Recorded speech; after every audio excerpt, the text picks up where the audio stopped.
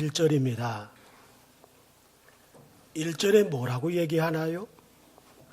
안식일이 지나고 안식 후 첫날이 되려는 새벽에 막달라 마리아와 다른 마리아가 무덤을 보려고 갔더니 예수님이 십자가에 못 박히셨을 때가 오전 9시예요.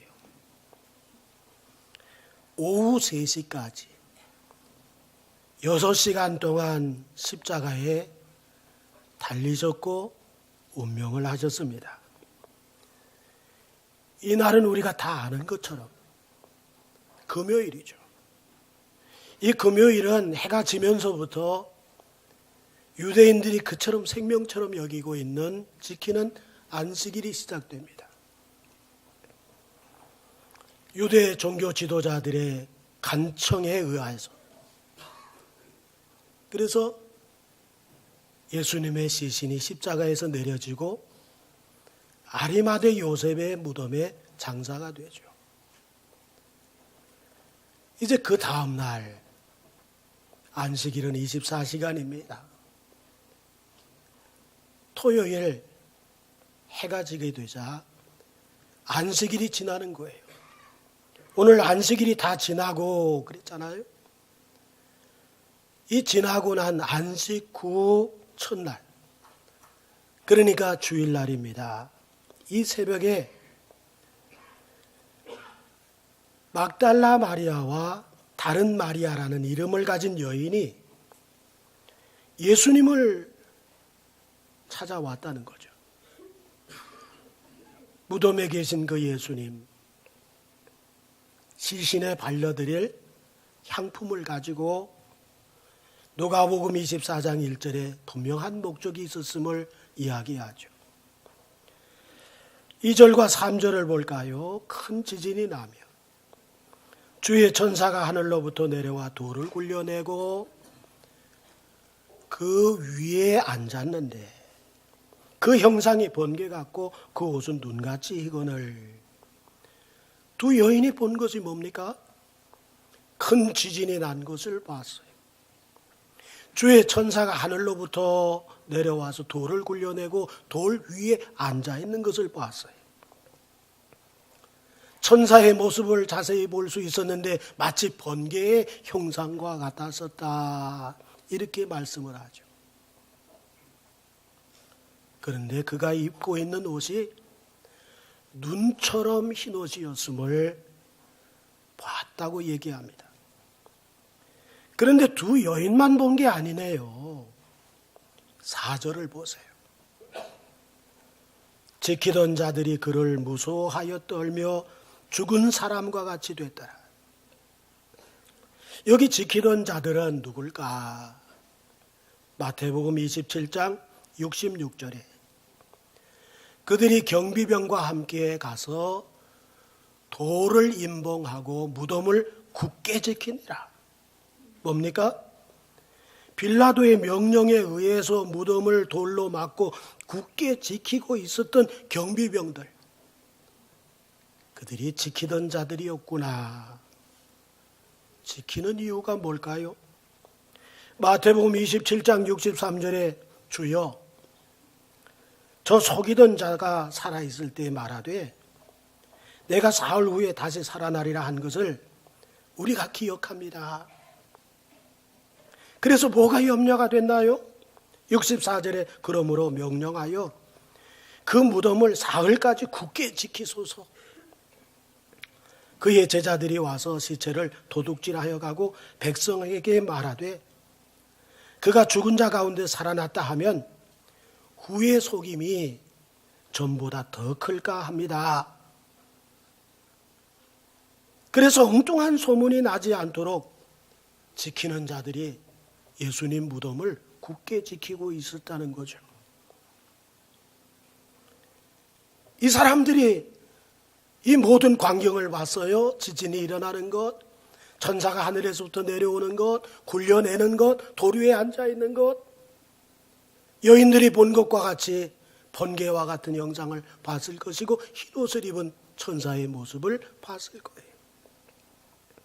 어떻게 됐답니까? 무서워서 떨더니 죽은 자처럼 됐다. 혼절을 해버리고 말았습니다. 그리고 5절이죠. 천사가 여자들에게 말하여 이르되 너희는 무서워하지 말라. 너희가 십자가에 못 박히신 예수를 찾는구나. 뭡니까? 지금 여인들은 예수님을 어디서 찾고 있었어요? 죽은 자 가운데서 찾고 있었어요. 그러나 천사는 뭐라고 얘기하나요? 죽은 예수가 아니라 십자가에 못 박히신 예수를 찾는구나. 그렇게 말을 하죠. 죽은 예수라면 무슨 희망이 있겠어요? 아무런 희망이 없죠. 십자가에 못 박히신 예수라면 그분이 희망이죠. 날 대신하여 십자가에 못 박히셨으니까. 이것이 무서워하지 않을 첫 번째 이유가 된다 하는 것을 오늘 말씀을 드립니다. 자, 6절을 볼까요?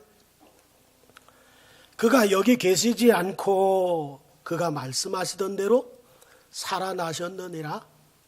와서 그가 누우셨던 것을 보라. 이것이 두려워하지 말아야 할 두 번째 이유가 되는 거죠. 그가 말씀하시던 대로. 헬라어 카도스 에이페는 말씀이 이루어짐, 성취를 얘기하는 거거든요. 마태복음 16장 21절에 많은 고난을 받고 죽임을 당하고 제3일에 살아나야 할 것을 제자들에게 비로소 나타내시니 처음 말씀을 했어요. 마태복음 17장 9절에서도, 마태복음 20장 19절에서도, 마태복음 26장 32절에서도 자신이 죽지만은 3일 만에 살아날 것을 말씀하셨는데 그 말씀하신 대로 카도스 에이펜 말씀하신 대로 어떻게 됐다고요? 살아나셨다. 이게 두려워하지 않을 두 번째 이유가 되는 거예요. 말씀하신 대로 살아나셨다. 이건 어떤 의미일까요? 구원의 완성이라는 거죠. 복음의 성취라는 거죠. 예수께서 지금 살아나셨다 말씀하신 대로 구원이 이루어졌음을 선포하는 거예요. 복음이 성취되었음을 말씀하는 거예요. 마태복음 26장 32절에 그러나 내가 살아난 후에 너희보다 먼저 갈릴리로 갈 거야. 이렇게 말씀하신 대로 지금 7절에서 천사가 똑같이 얘기를 해요. 또 빨리 가서 그의 제자들에게 이르되 그가 죽은 자 가운데서 살아나셨고 너희보다 먼저 갈릴리로 가시나니 거기서 너희가 배우리라. 그래서 8절로 9절에 어떻습니까? 그 여자들이 무서움과 큰 기쁨으로 빨리 무덤을 떠나 제자들에게 알리려고 다름질할세. 지금 뭘 들고 가는 거예요?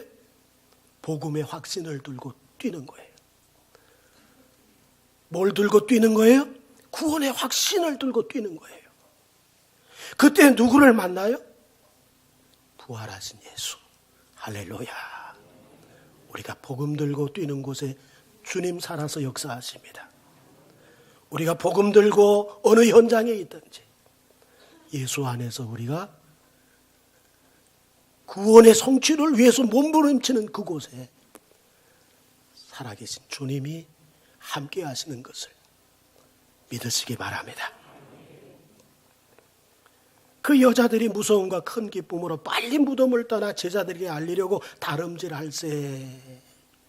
예수께서 그들을 만나 이르시되 평안하냐 하시거늘 여자들이 나아가 그 발을 붙잡고 경배하니 그랬어요. 10절에 보세요. 이에 예수께서 이르시되 무서워하지 말라. 가서 내 형제들에게 갈릴리로 가라 하라. 거기서 나를 보리라 하시니라. 예수께서 어디서 만나자고요? 갈릴리에서. 왜 갈릴리에서 만나자고 했을까요? 예수님의 제자들이 제일 먼저 부름을 받은 곳이 어디예요? 바로 갈릴리예요. 믿음이 시작된 곳이 어디예요? 바로 그 갈릴리예요. 사명이 시작된 곳이 어디예요? 바로 그 갈릴리예요. 뭡니까? 예수님께서는 다시 시작하자는 거잖아요. 다시 사명을 붙들고 한번 해보자는 거 아니에요? 부활하신 주님이 다시 시작할 것을 지금 갈릴리에서 출발함을 통해서 귀한 영적 교훈을 제자들에게 심어주는 거예요.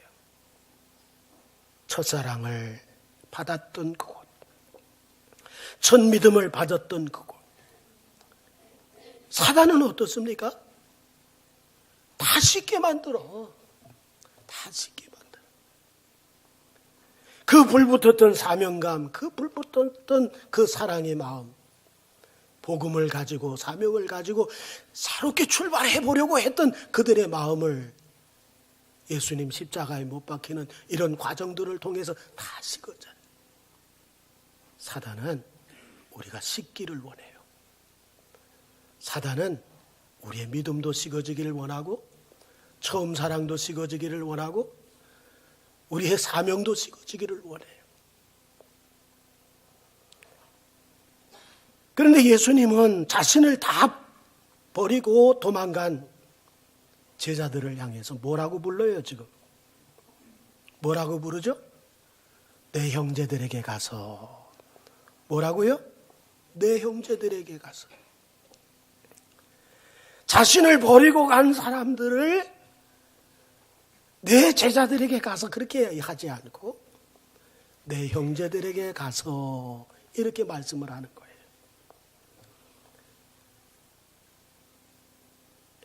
인간이 하나님에 대한 사랑은 자꾸만 식어지는 반면에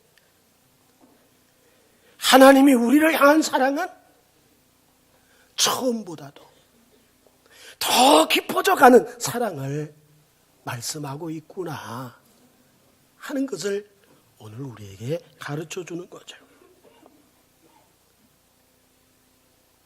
죄의 종노릇하던 우리, 하나님과 원수되었던 우리, 죄로 인해서 진노의 대상이었던 우리를 구원하시려고 자신의 몸을 십자가에 죽는 데 내어주신 그분의 사랑은 우리를 향해서 시간이 가면 갈수록 더 깊어져만 간다. 더 사랑하시고 여기에 발맞춰서 우리의 사랑은 어떻게 돼야 될까요? 식어지면 안 되겠죠? 시간이 가면 사람의 사랑은 식어지잖아요. 어려운 일 만나면 식어지잖아요. 그러나 주님은 그 어려운 모든 것들을 다 겪으면서 오히려 버리고 간 제자들을 향해서 그 사랑이 더 깊어져서 제자들이라고 말하지 아니하고 내 형제들에게 가서 그렇게 말씀하는 거예요. 당신을 버리고 간 그들에게 갈릴리에서 다시 시작하자고 하시는 주님의 음성을 오늘 들으면서 우리 한번 다시 시작해 보자고요. 사명도 다시 시작해 보고요. 열심도 다시 시작해 보고요. 사랑도 다시 한번 끌어올리기를 원하고요. 부활절 2019년도 이날이 우리를 새롭게 하나님 앞에 새 출발하는 해로 되어지기를 주의 이름으로 축원합니다. 기도하겠습니다. 하나님